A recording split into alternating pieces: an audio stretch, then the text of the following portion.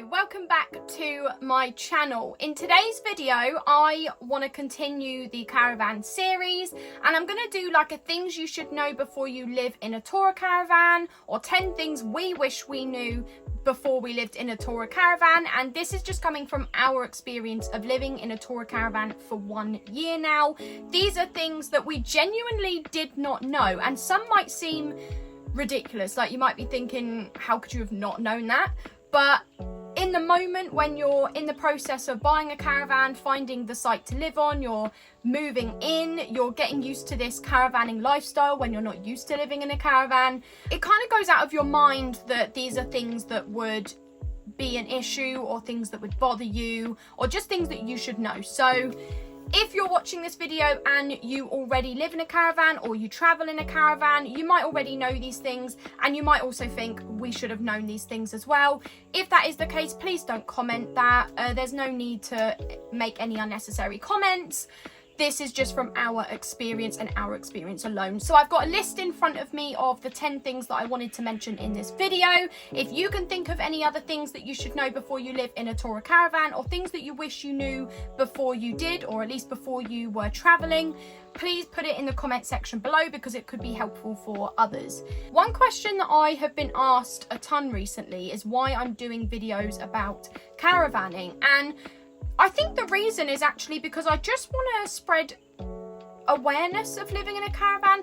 Awareness is probably like not the right word to have used there, but it's surprising how much money you can save by living in a caravan, yet there are many, many young people that are not doing it. There are many, many young people thinking that they need to save money because they need a deposit on a mortgage, which, let's be realistic, right? Even if you get a mortgage, it's not truly yours, is it? Like, yes, it's in your name, but you are going to be paying that for like 25 plus years for the rest of your life. And if you were to miss payments, don't hold me to this, like don't quote me, but I think the bank can then possess the house back. I don't know 100%, but I saw this video online and I was like, this is 100% true. I always think about how I'm never going to get to own my own home. And then I'm like, but would I truly own that home?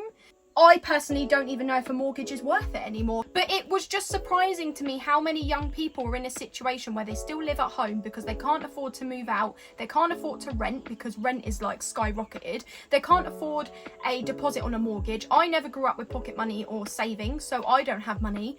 Or the list to get a council place is really difficult because obviously there are others that are more priority, so you're usually like right down at the bottom of the list. And I just think it's absolutely bizarre. Like, this has given us the freedom that we didn't get privately renting for the last few years. We pay under, I'm repeating this, right, under £500. And if you want to know exactly how much we pay to live in this Tourer caravan, check out the previous video, because I go through everything that we pay for this caravan. I'll put a link to it above as like a time card on the screen.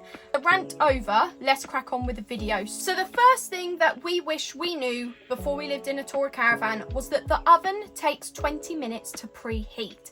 Now, we have lived in this caravan for a year now, and it's only recently that we've even figured this out, because we were normally cooking on the hob. So we were cooking like spaghetti bolognese, sausages, curries, just anything that could be cooked on a hob. And then I bought a pack of frozen bird's eye chicken fingers, just something easy, simple, I could whack in the oven. And I left it 5 minutes to preheat. Then I put it in for the exact amount of the box. And I'm funny with chicken. I don't like slimy chicken, no slimes. So I always leave chicken in for an extra 5 minutes. And it was not cooked. Like, it was white inside, it was cooked, but it was slimy. It was slimes. It was not quite there yet. And I have never been so confuzzled in my life. I was reading the back of the box like, I've definitely done this right. I know I have. I put a message on our group chat on the site, and a couple of the neighbours were like, it's because caravan ovens are different to normal ovens in like a normal property. They look the same, but they're not the same. They take 20 minutes to preheat. But I did Google our make and model caravan, and it did come up. There was like a forum for our make and model, and it did say that the oven takes 20 minutes to preheat. So I tested it, didn't I? I bought again a frozen pack of bird's eye chicken fingers. I waited 20 minutes for it to preheat, Then I put the chicken in, and then I left it for an extra 5 minutes, which I would have done anyway. I always do that.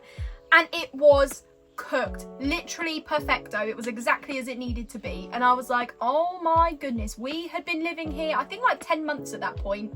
And I was like, how did we not even know this? The second thing we wish we knew before we lived in a tour caravan was how dirty it gets. And I know if you're watching this and you already live in a tour caravan or you're traveling in a tour caravan, you're gonna be like, well, duh, obviously. But I just didn't realise how dirty. When we lived in a 2-bedroom masonette, we actually paid for cleaners, but the cleaners only came once every 2 weeks. And we had creamy coloured carpets and a beige coloured sofa. We had I think the colour of the walls was like magnolia. It was kind of like a creamy colour. I swear to God, right, it never got as dirty as this caravan can get in like a week. I swear to God, it is absolutely ridiculous how bad it gets in here. And we have still not got our own Hoover. We have been borrowing James's mum and dad's Hoover, and because we then have to go to the house, pick it up, bring it back, Hoover, take it back, I will do it like once a month. So it's kind of on me. It's kind of a me problem, not a caravan problem, that it gets that dirty, because I should be keeping on top of the cleaning. We do need to get our own Hoover, and we want to get a Hetty Hoover because somebody on this site has a Hetty Hoover and it was amazing. It's just as powerful as a normal Henry Hoover, supposedly, that's what it says on Google, but it is smaller, which means we could fit it under our bed because we've got like underbed storage. So we do want to get a Hetty Hoover, but it's like 160 quid. I might ask for it for my birthday next month, or I might ask for it for Christmas. I ain't decided yet, but either way, I'm going to ask for a Hetty Hoover for either my birthday or for Christmas this year, because that's how I roll. When you actually think about it, you're walking across grass, and especially when it's wet, the grass is sticking to your shoes. Then you're coming into the caravan, the grass is spreading all over the caravan, and next thing you know, like before you know it, it's not even just in the living area, it's in the bedroom. I genuinely, the other day, I got out of bed and there was grass in the bed. Grass in the bed. So my advice would be to get dark sheets, which is strange that I'm even saying that because I don't have dark sheets on my bed right now, but dark sheets, get dark sheets, especially in the winter. That's the thing actually. Summer, you're not bringing that much grass inside. It's the autumn and the winter when it's like raining and the grass is wet. That's when you're bringing it inside. So yeah, in the cold months, I'd say get darker sheets. Remove your shoes like as soon as you get in the door. This is a habit that we have still not got into. We will walk into the door and then trample into the living area where I am now. We should just take our shoes off at the door. You could actually get like a rug. You know, like when you get like a welcome mat, you could get like something like that, and then you could take your shoes off there. Another thing that we just haven't done. Don't do what I do, do what I say. If you actually do what we do, then you will have a very, very dirty caravan. So the third thing that we wish we knew before we lived in a tour caravan is that it didn't come with a washing machine. Wow, another thing that you would think we would know. But hey, ho, we did. No, we knew it didn't come with a washing machine. It has everything else. It's got an oven, a fridge, a freezer, a toilet, a shower, absolutely everything you need to live in. It just does not have a washing machine. So you could either buy a portable washing machine, or you could go to the laundrette. We actually have a laundrette like 10-minute drive down the road. Or you could get somebody in your family to do your washing for you if they live nearby. But you can also, if you're traveling, and this I saw online, so I haven't tried this myself, but I saw online, if you are traveling, you could get a bucket, put water, the laundry detergent and your clothes in there, and then as you're traveling, the bucket's like wobbling around, you know, moving, everything's mixing together, and by the time you've got to your destination, the clothes could actually be clean. This is probably more if you're only looking for like a freshen up. That was probably a bit of a silly point because this is like things we wish we knew, and we knew that there wasn't a washing machine, but it took us like 6 months to even know there was a laundrette down the road, so you know, do your research. The fourth thing we wish we knew before we lived in a tour caravan was the water is gross. Absolutely gross. I mean, don't get me wrong, it is fresh water, obviously, but because the water is traveling through a hose, your water tastes like hose. Oh my goodness. Everybody laughs at me when I say this, right? But I remember making a cup of tea and I drank the cup of tea and I was like, my tea tastes like hose. So there is actually something called Puri Clean. It makes your water taste like water. The fifth thing that we wish we knew before we lived in a caravan was that the electric can trip. We are actually lucky, touch wood, where is the wood in this biatch?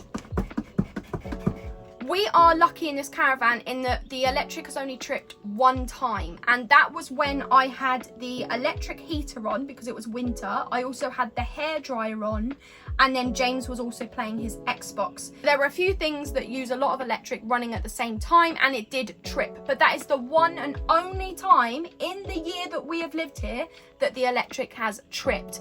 Now, one of mine and James's close friends who used to live on this site, who is no longer living in a caravan, his caravan, oh my goodness, was awful. So he couldn't have a normal regular kettle because it would trip the electric. So he had to get a camping kettle, which would take like 9 minutes to boil. He couldn't run more than one electric appliance at one time because it would trip. And then also when the groundskeeper comes and mows the grass, which is kind of like every 2 weeks, they unplug your electric and your water so that they can actually go all the way around your caravans. But with his caravan, when they would plug the electric back in, the electric would trip. It's probably worth like testing that and testing if your electric trips or not. The sixth thing that we wish we knew before we lived in a Tourer caravan was the internet connection. Wow. The internet connection, the signal is awful. Absolutely awful. You need to get yourself a decent Wi-Fi.